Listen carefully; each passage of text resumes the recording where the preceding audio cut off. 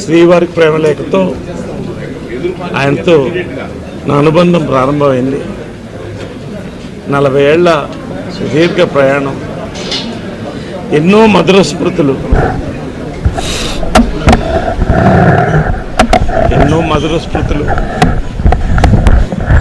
నాకు మానసికంగా 4 స్తంభాలను భావించేవాడిని.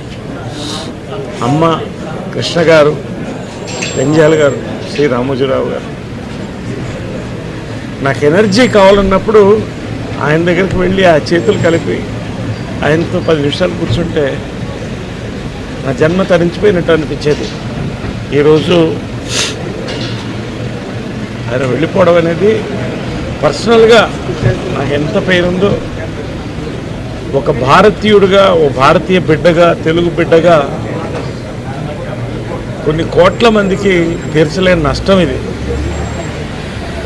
రామోజీ ఫిలిం సిటీ ప్రపంచ సినిమాని ఇక్కడికి తీసుకురావాలని ప్రారంభించి భారతదేశ సినిమాని ప్రపంచ ఖ్యాతి, భారతదేశ సినిమాని ప్రపంచంలో చరిత్ర పుటంలో నిలిపినటువంటి వాల్ట్ డిజ్నీకి ధీటుగా మేము చేయగలమని ఇండియాలో ఒక యూనివర్సల్ స్టూడియో, ఒక డిజ్నీల్యాండ్ కలిపి స్థాపించినటువంటి గొప్ప భూమి ఇది.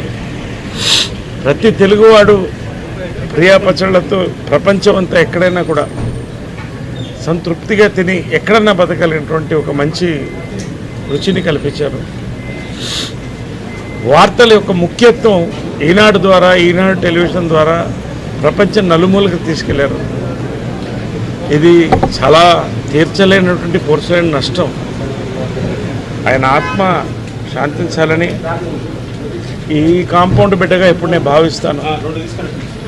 ఎప్పుడు ఈ కుటుంబం ఎప్పుడు కూడా వాళ్ళకి నేను నా యొక్క ప్రగాఢ సానుభూతి తెలుపుకుంటూ ఎప్పుడు వాళ్ళు బాగుండాలి. వేల మందికి భోజనాలు పెడుతున్నారు, లక్షల మందికి. వీళ్ళు సంతోషంగా ఎప్పుడు